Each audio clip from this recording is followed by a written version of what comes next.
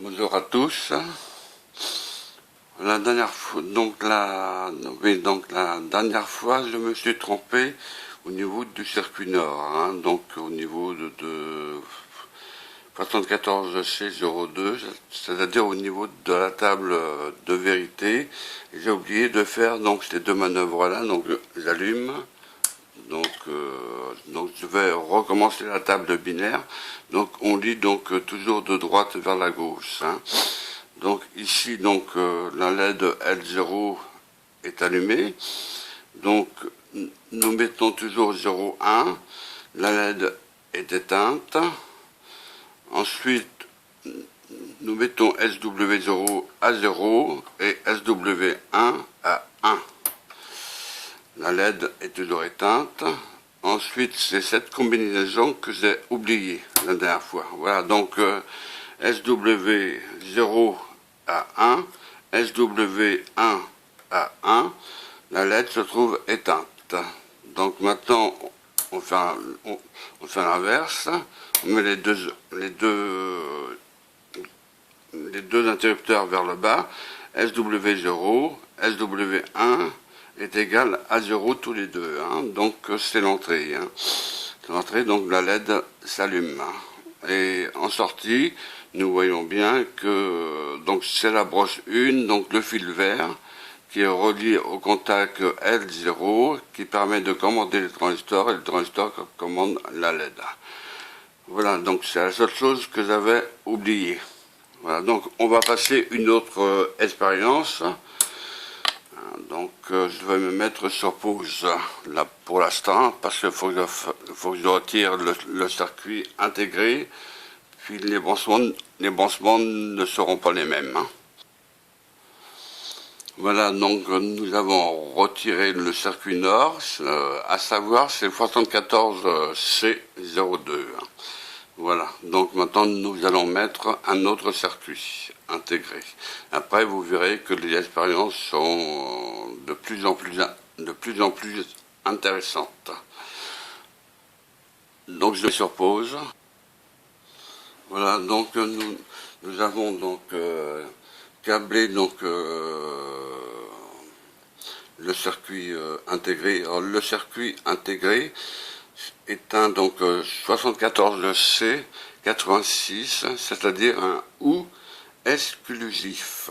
Donc je répète, OU exclusif. Donc toujours le fil vert, c'est la sortie. Le fil vert, c'est la sortie. Nous avons donc les deux entrées. Donc là, c'est les deux fils noirs, les deux entrées. Donc l'entrée A et l'entrée B. Donc à cette position-là, donc la LED est éteinte, puisque mon désilab est allumé. Hein. Donc la LED L0 est éteinte. Hein. Je fais toujours donc le 0,1 comme d'habitude. Donc nous avons 0, donc les deux interrupteurs, 0 et 1. La LED s'allume, donc d'après la table de vérité. Hein. Donc ça, c'est sur la deuxième ligne. Et si vous faites donc les deux 0, les deux 1, excusez-moi, donc les deux 1, la LED est éteinte. Hein. Si vous faites donc maintenant sur SW1 et vous remettez à 0, la LED, elle s'allume. Si vous mettez SW1 en position 1, la LED, elle s'éteint, donc au niveau bas. SW0 au niveau bas, et la LED se trouve au niveau haut. À l'inverse, si je mets les deux W0 et SW1 au niveau 0, la LED, elle se trouve au niveau bas. Ça veut dire, en d'autres termes, il faut qu'il y ait un des interrupteurs à l'entrée, soit au niveau 1, pour que la LED L0 soit au niveau haut, c'est-à-dire au niveau As. Donc, j'éteins celui-là et je mets au niveau 1 le deuxième interrupteur. Vous voyez donc la différence, la LED est allumée. Hein. Donc, il faut qu'il y ait donc un des interrupteurs soit au niveau 1. D'où le nom ou exclusif. Hein. C'est soit l'un ou soit l'autre. Donc on exclut donc cette possibilité, c'est-à-dire les deux 1 est éteinte, donc on exclut cette possibilité, et l'autre côté c'est pareil, hein. Donc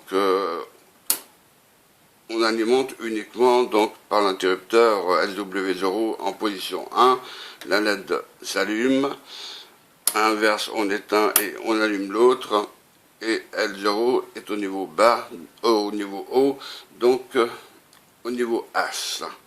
Voilà, donc ça c'est pour le OU exclusif, hein, pour l'instant. Voilà.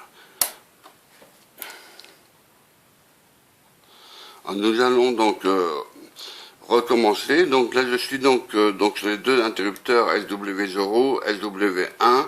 Donc ici c'est le niveau 0 et le niveau 0. Donc la LED se trouve au niveau bas, c'est-à-dire au niveau L. Ensuite, donc d'après la table de vérité, je mets donc le 0, 1. Donc 1 ici, la LED est allumée. Donc ça c'est la deuxième ligne. La troisième ligne, on fait inverse, donc As, donc 1, 0, la LED est allumée. Ça c'est la troisième ligne. Et la dernière ligne, c'est 1, 1 est égal à 0. Donc niveau bas.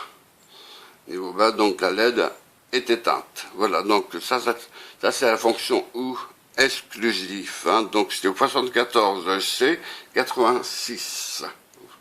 Voilà donc pour cette expérience. Pourquoi que je fais donc tout un tas donc d'exercices là pour l'instant, c'est afin que vous puissiez connaître le fonctionnement de chaque circuit intégré, hein. C'est pour ça que je le mets dans le testeur, le circuit intégré, de façon à pouvoir tester tous les circuits intégrés. Ensuite, on les mettra bien sûr par la suite pour faire des montages expérimentaux plus intéressants, hein. Ce sera beaucoup plus intéressant, hein, de voir les LED clignoter et ainsi de suite, hein. Voilà. Donc les 2 euros, donc en bas, donc la LED L0 s'éteint. Voilà. Donc pour cette expérience, on verra donc, il y aura donc une deuxième. Celle-là, c'est toujours la troisième expérience, hein. Donc il y a encore une autre expérience, donc ça sera toujours la troisième. En résumé, le circuit ou exclusif peut fonctionner en inverseur commandé en utilisant une de ces deux entrées comme entrée de commande. Si l'entrée 1 est utilisée comme entrée de commande, celle-ci se trouve au niveau L, le circuit ou exclusif n'inverse pas le signal appliqué à l'entrée 2, alors qu'avec l'entrée 1, au niveau H, le circuit fournit en sortie un signal inversé par rapport à celui appliqué sur l'entrée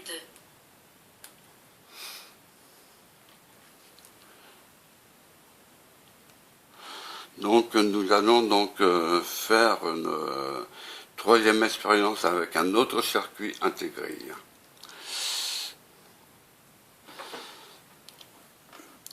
C'est toujours la troisième expérience, hein. Sauf que nous avons changé le circuit intégré. Le 74C86, ça je l'ai enlevé, je l'ai mis donc à la place le 74C00, c'est-à-dire un circuit NAND, N-A-N-D, hein. Donc NAND ou no AND aussi, donc on peut dire les deux, hein. No AND, donc ça veut dire pas de et. En réalité, donc voilà, donc avec un circuit intégré NAND, on peut faire donc un inverseur avec. Donc on fait l'essai, j'allume le Digilab, la LED L0 s'allume. Je me sers uniquement que l'interrupteur SW0. Je me sers uniquement que celui-là, puisque c'est uniquement qu'un inverseur, il n'y a qu'une entrée. Le plus donc de la brosse 2 est relié au plus du deuxième connecteur, Et la brosse 3, bien sûr, c'est la sortie qui est reliée au contact L0 afin de commander toujours le transistor et que ce dernier commande la LED. Donc la LED est au niveau haut. Là. Donc je mets en position 1 l'interrupteur SW0 est en position 1. Remarque que L0 est au niveau bas. Vous voyez, donc avec un circuit NAND, on peut faire l'inverseur. Voilà. Donc le 0 en bas, SW0 est égal donc à 0. Elle se trouve au niveau haut, la LED. La LED se trouve au niveau haut. Je mets maintenant SW0 en position 1 et la LED se trouve au niveau bas. Voilà, donc elle est éteinte. Donc vous pouvez faire donc avec le circuit NAND, donc 4 inverseurs si vous voulez. Hein. S'il vous manque des inverseurs, par exemple, hein, donc c'est un cas parmi tant d'autres. Hein. Donc vous pouvez faire ce que vous voulez. Hein. Donc à partir du moment que vous connaissez le brossage du circuit intégré, donc notamment du circuit NAND, à partir de là, vous pouvez faire ce que vous voulez. Hein. Donc voilà, donc vous voyez, donc là j'ai fait donc un circuit d'inverseur, voilà, uniquement avec un circuit NAND M74C00. Voilà, donc ça c'est un circuit NAND. Voilà, donc pour l'essai. Donc je coupe.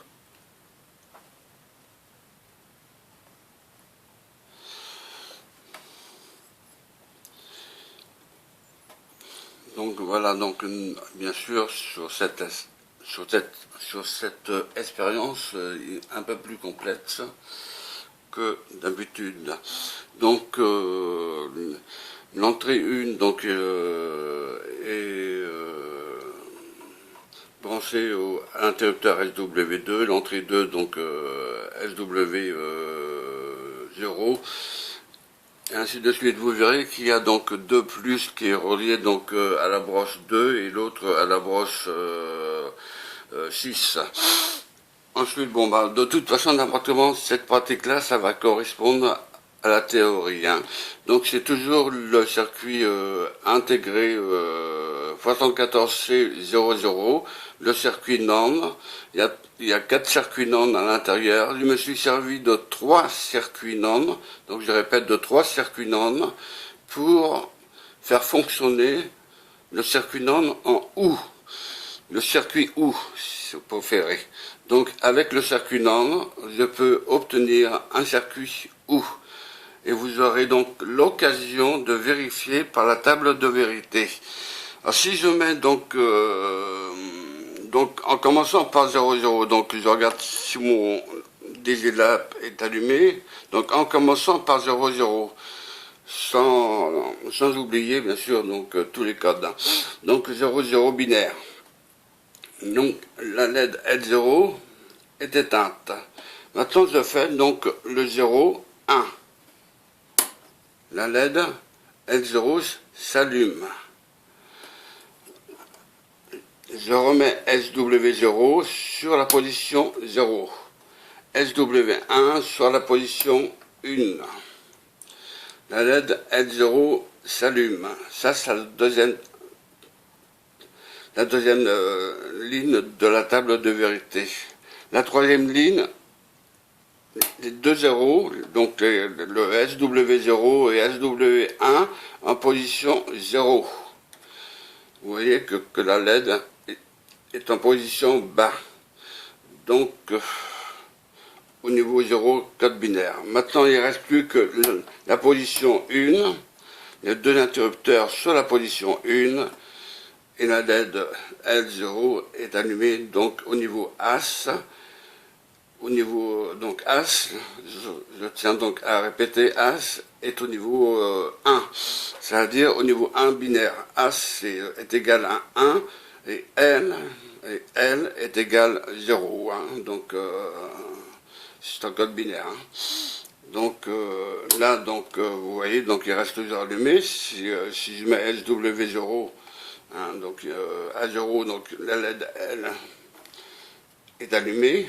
Et si je fais pareil, bon ben donc SW1 et SW2, si tous les deux sont au niveau 0, donc la LED L0 est allumée et est éteinte. Ce qui veut dire, d'ailleurs vous le verrez en théorie, puisque tout de suite après je vais faire donc la théorie. Hein. Par rapport à cette pratique-là, ça sera exactement pareil. Hein. Donc vous verrez donc qu'il y a des pontets donc à faire. Donc là, bon ben, moi c'est des fils importants que j'ai mis, enfin donc peu importe, hein, parce que c'est juste l'histoire de voir comment que ça fonctionne. Hein. Donc le 1, vous voyez, donc quand je mets le SW0 sur 1, la LED L0 s'allume. Et quand je fais l'inverse, c'est pareil, SW1 sur 1, la LED L0 s'allume. Et si je mets tous les deux sur SW0 et SW1, tous les deux en position 1, donc en position sur la position haute, la LED L0 est au niveau haut, donc au niveau 1 binaire, voilà. Et là donc le niveau 0 binaire si les deux interrupteurs sont en bas. Voilà, donc ça veut dire qu'il correspond au niveau 0. Sinon, donc voilà, c'est en cas que si il vous manque, comment dire, un circuit ou vous pouvez vous servir du circuit norme, à condition de bien connaître les branchements. Voilà, il ne faut pas se tromper, il faut être très attentif. Voilà. Donc j'éteins le Digilap. Hein,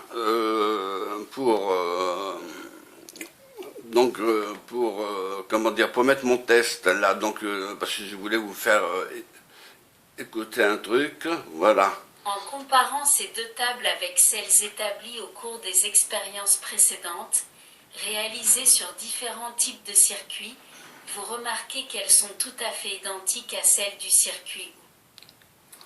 Chaque fois que vous aurez à réaliser un circuit assurant la fonction OU, c'est-à-dire la somme logique de signaux numériques, souvenez-vous du circuit que vous venez d'expérimenter.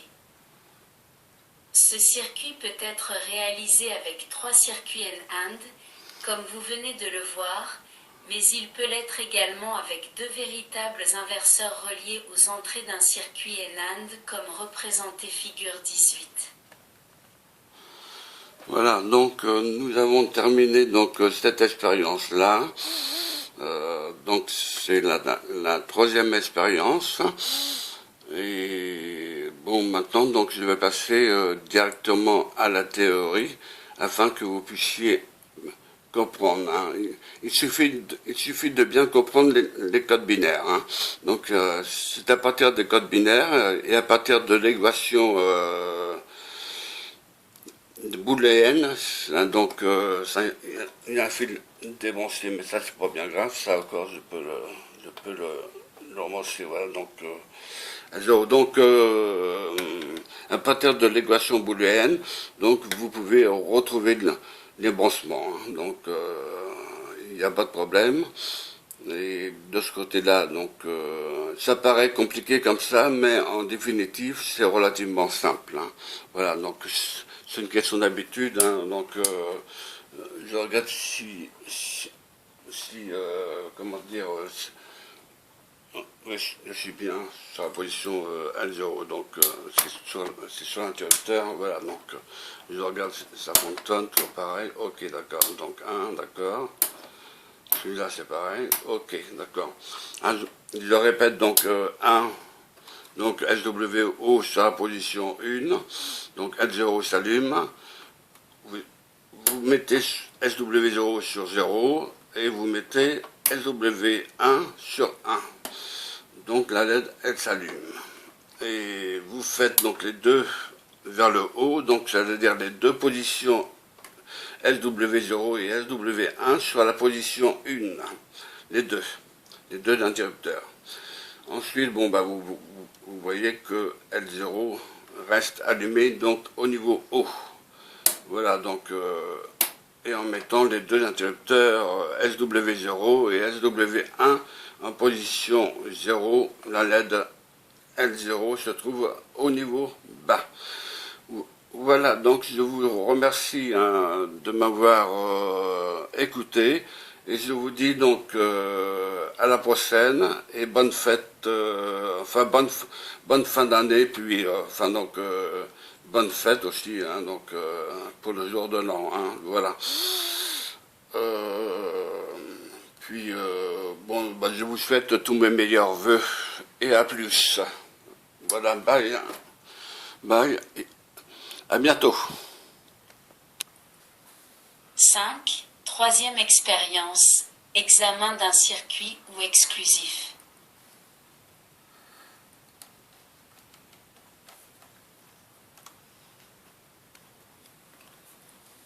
Application du circuit ou exclusif ainsi que les circuits NAND, NOR.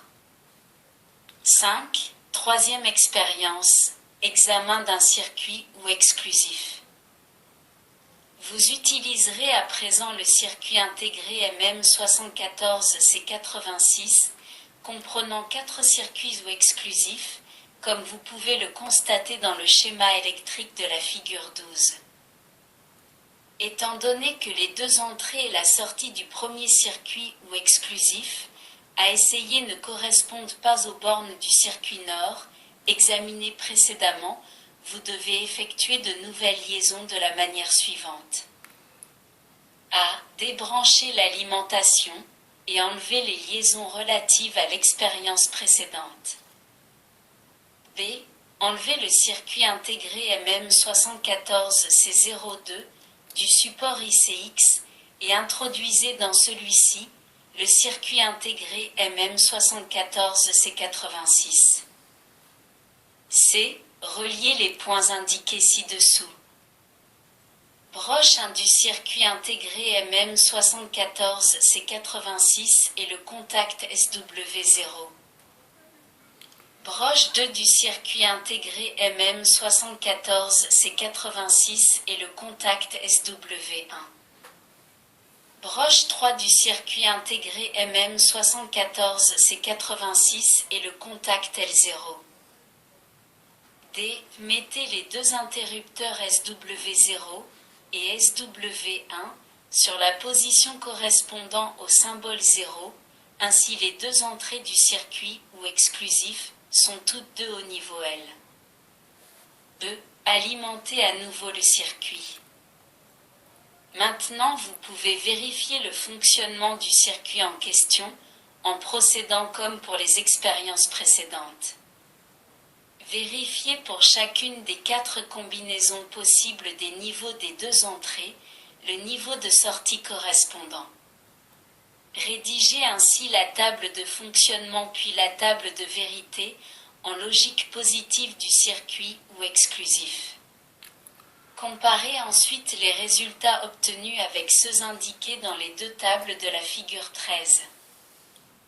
En examinant la table de fonctionnement de la figure 13A, vous constaterez que la caractéristique principale du circuit ou exclusif est de donner une sortie au niveau H quand les deux entrées se trouvent à des niveaux différents.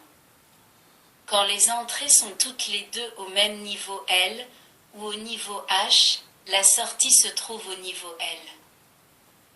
En raison de cette caractéristique de fonctionnement, le circuit ou exclusif est parfois utilisé comme détecteur de différence.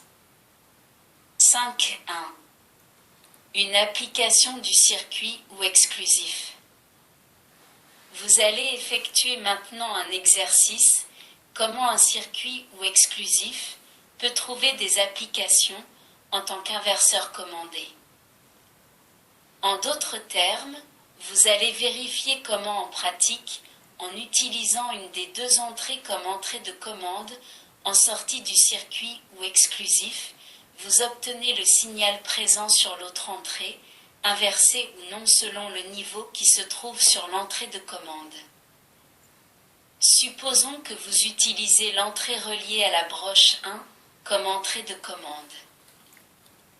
Laissez inchangées les liaisons faites lors de l'expérience précédente et mettez les deux interrupteurs SW0 et SW1 sur la position correspondant au symbole 0, ainsi, l'entrée 1, aussi bien que l'entrée 2, sont au niveau L. En observant la LED L0, vous constatez qu'elle est éteinte, ce qui veut dire que la sortie du circuit est au niveau de tension L. Mettez à présent l'entrée 2 du circuit au niveau H en commutant SW1 sur la position 1. Vous constatez cette fois que la LED L0 s'allume, ce qui indique que la sortie se trouve au niveau H. Vous pouvez ainsi observer qu'avec l'entrée de commande au niveau L, la sortie est au même niveau que l'entrée 2. Mettez ensuite l'entrée 1 de commande au niveau H en commutant SW0 sur la position repérée par le symbole 1. Mettez le commutateur SW1 alternativement sur la position 1 et sur la position 0, appliquant ainsi successivement à l'entrée 2 un niveau H ou un niveau L. En observant l'indicateur de la LED L0, vous constatez que lorsque l'entrée 2 se trouve au niveau H, la sortie se trouve au niveau L et vice-versa. La démonstration est ainsi faite que dans cette condition, c'est-à-dire avec l'entrée de commande au niveau H, le circuit ou exclusif fournit en sortie un signal inversé par rapport à celui présent à l'entrée 2. En résumé, le circuit ou exclusif peut fonctionner en inverseur commandé en utilisant une de ces deux entrées comme entrée de commande.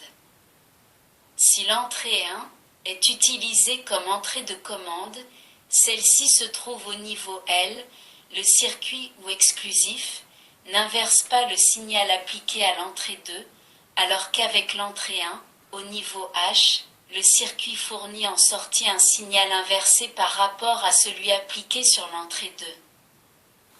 Un fonctionnement analogue est obtenu en utilisant l'entrée 2 comme entrée de commande. Dans ce cas, si l'entrée de commande 2 est à l'état L, la sortie est au même niveau que celui présent sur l'entrée 1, tandis que si l'entrée de commande 2 est à l'état H, la sortie se trouve toujours à un niveau contraire de celui de l'entrée 1. 6. Quatrième expérience. Utilisation d'un circuit intégré N-end pour remplacer d'autres types de circuits. Souvent dans un même montage se trouvent des circuits de types différents, N-and, inverseur, etc. Dans certains cas, il serait coûteux d'utiliser un circuit intégré différent pour chaque type de fonction à réaliser. Si par exemple, un montage prévoit l'emploi d'un inverseur unique et d'une seule porte N-and, il serait anti-économique d'utiliser un MM74C04 comme inverseur et un MM74C00 pour le circuit N-and. En effet, un sixième du circuit intégré MM74C04 qui contient 6 inverseurs et un quart du circuit intégré MM74C00 contenant 4 N-and serait utilisé. Il est donc utile de pouvoir substituer certains circuits par d'autres assurant la même fonction. Les équivalences entre les différents circuits ont déjà été étudiées dans la théorie électronique digitale de la 3e leçon. Dans l'expérience qui va suivre, vous allez vérifier comment il est possible, en pratique, de réaliser quelques fonctions logiques en vous servant de circuits de type N-and à la place des circuits intégrés spécifiques. A. Débrancher l'alimentation et enlever toutes les liaisons relatives à l'expérience précédente. B. Enlever le circuit intégré MM74C86 du support ICX et introduisez dans ce dernier le circuit intégré MM74C00. Comme vous l'avez déjà appris dans la pratique précédente, Le circuit intégré MM74C00 comprend 4 circuits NAND, chacun d'eux ayant 2 entrées et une sortie. C. En vous servant des morceaux de fil déjà préparés dont vous disposez, effectuez les liaisons indiquées figure 14A. De cette façon, l'entrée 1 est reliée à SW0, tandis que l'entrée 2 est reliée à la tension positive, niveau H. La sortie du circuit NAND est comme d'habitude reliée à l'indicateur L0. Premier essai. A. Placez SW0 sur la position 0. Vous réalisez ainsi le circuit représenté figure 14B. B. Branchez l'alimentation. Observez la LED L0. Vous constatez qu'elle est allumée. C. Mettez ensuite SW0 sur la position 1. Notez que la LED L0 s'éteint. Vous pouvez donc en conclure que, si l'entrée 1 est au niveau L, la sortie du circuit NAND est au niveau H, LED allumée, tandis que si l'entrée 1 est au niveau H, la sortie est au niveau L, LED éteinte. Le circuit NAND relié comme indiqué dans la figure 14B se comporte donc comme un inverseur. Puisque les 2 entrées du circuit NAND sont interchangeables, le même résultat est obtenu en maintenant l'entrée 1 en permanence au niveau H. Dans ce cas, le circuit se comporte comme un inverseur, c'est-à-dire que la sortie est à un niveau inverse de celui appliqué à l'entrée 2. Le fonctionnement d'un circuit NAND en inverseur peut aussi être obtenu en reliant les 2 entrées comme indiqué figure 15. En pratique, cette solution n'a pas été adoptée uniquement par commodité de raccordement, mais vous pourrez la garder en mémoire et y recourir en cas de besoin. Deuxième essai, pour le câblage, voir les figures 16A et 16B. Par cet essai, vous allez vérifier qu'il est possible de réaliser la fonction OU en utilisant uniquement des ports NAND. A. Débrancher l'alimentation du circuit. B. Enlever la liaison entre la broche 3 du circuit intégré MM74C00 et le contact L0, laisser les liaisons des broches 1 et 2 correspondantes aux 2 entrées du premier circuit NAND. C. Relier avec un morceau de fil de 5 cm environ une entrée du deuxième circuit NAND, broche 4, au contact SW1, et avec un morceau de fil de 15 cm environ, l'autre entrée, broche 5, du même circuit au deuxième contact plus. Par ces liaisons, le premier et le deuxième circuit NAND assurent la fonction d'inverseur. D. À l'aide de 2 morceaux de fil de 5 cm environ, relier la sortie du premier circuit NAND, broche 3, à l'une des entrées du troisième circuit NAND, broche 10, puis la sortie du deuxième circuit, broche 6, à l'autre entrée du troisième circuit, broche 9. E. Avec un morceau de fil de 10 cm environ, relier la sortie du troisième circuit, broche 8, à la LED L0. F. Mettez SW0 et SW1 sur la position correspondant au symbole 0. Avec les liaisons effectuées, vous venez de réaliser le circuit représenté figure 16B. Remarquez dans ce circuit l'absence du symbole de la pile d'alimentation représentée jusqu'ici dans les schémas. Le raccordement au niveau H est désigné par le signe plus afin de simplifier le dessin. Cette simplification est couramment pratiquée pour l'élaboration des schémas électriques des circuits logiques. Maintenant, vous pouvez rebrancher l'alimentation et vérifier vous-même le fonctionnement du circuit réalisé en procédant exactement comme pour les expériences précédentes. Réalisez donc toutes les combinaisons possibles des niveaux d'entrée du circuit en agissant sur SW0 et SW1 et vérifiez pour chacune d'elles l'indication de l'état de la sortie concrétisée par la LED L0.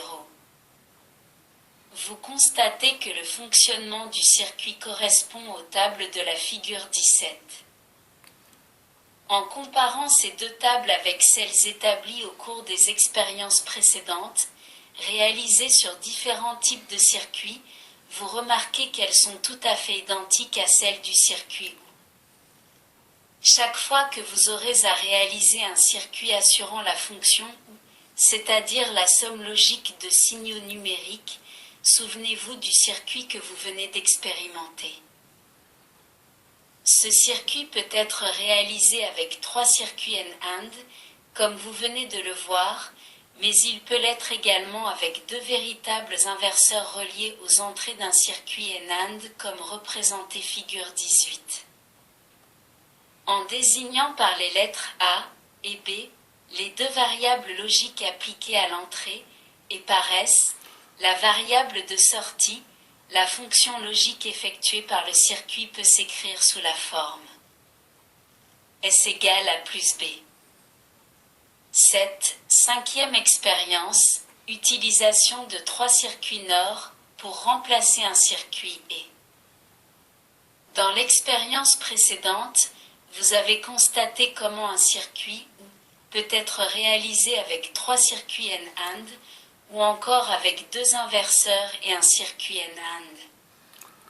Vous allez à présent vérifier expérimentalement comment un circuit U peut être remplacé par 3 circuits NOR ou encore par 2 inverseurs suivis d'un circuit NOR.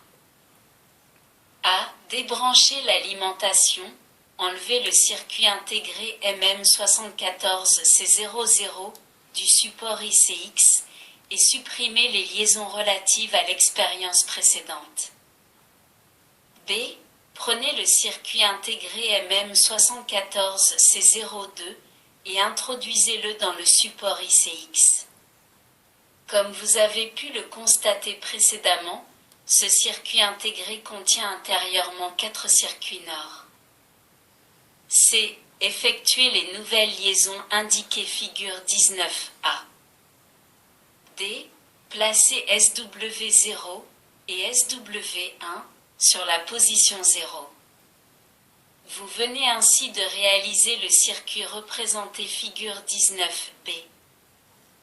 E. Alimentez le circuit et observez la LED L0. Sachant que la LED L0 éteinte indique en sortie du circuit un niveau bas, L, et la LED allumée un niveau haut, H, constituez vous-même la table de fonctionnement du circuit en question en réalisant au moyen de SW0 et SW1 les 4 combinaisons possibles des niveaux de tension H et L appliqués aux entrées. À partir de la table de fonctionnement, déterminez ensuite la table de vérité en logique positive. Souvenez-vous que le niveau H est associé au niveau logique 1 et le niveau L au niveau logique 0. Enfin, comparez les tables obtenues avec celles des circuits U et vous constaterez qu'elles sont identiques. Dans le cas contraire, revoyez depuis le début les liaisons effectuées et refaites l'expérience avec une plus grande attention. La possibilité de réaliser un circuit ET en utilisant 3 circuits NOR peut s'avérer utile dans le cas où disposant de circuits NOR, vous n'auriez pas l'intention d'ajouter spécialement un circuit intégré pour réaliser un seul circuit E. À l'aide de 3 circuits NOR, il est donc possible de réaliser un circuit UE en remplacement d'un circuit intégré MM74C08. Notez que dans le circuit réalisé, figure 19B, les 2 circuits NOR ayant une de leurs 2 entrées reliées en permanence à la masse, niveau L, assure la fonction d'inverseur. En effet, si vous observez la table de fonctionnement d'un circuit NOR, vous constatez que lorsqu'une des deux entrées est au niveau L, la sortie est toujours au niveau inverse de celui de l'autre entrée. En définitive, comme un circuit UE peut remplir la fonction d'inverseur lorsqu'une des deux entrées se trouve en permanence au niveau H, premier essai de la quatrième expérience, de la même façon un circuit NOR peut remplir la fonction d'inverseur dans le cas où une de ces entrées se trouve en permanence au niveau L, comme indiqué figure 20A. Le même résultat est obtenu en reliant les deux entrées entre elles, comme vous pouvez le voir dans la figure 20B. En tenant compte de ce qui précède, le résultat de la cinquième expérience peut être obtenu non seulement avec le circuit représenté figure 19B, mais aussi avec le circuit de la figure 21A, ou encore en remplaçant les deux premiers circuits NOR, fonctionnant en inverseur par deux vrais inverseurs comme représenté figure 21B. Avec cette pratique, nous avons terminé l'examen des circuits intégrés logiques fondamentaux. Vous avez pu relever leurs caractéristiques, en pratique et réaliser d'intéressantes expériences démontrant comment il est possible d'obtenir des fonctions logiques équivalentes en utilisant des circuits intégrés de types différents. Dans la prochaine pratique, vous élargirez vos connaissances sur ces circuits ainsi que les bascules RS par exemple et bien d'autres. Merci de votre écoute. À bientôt.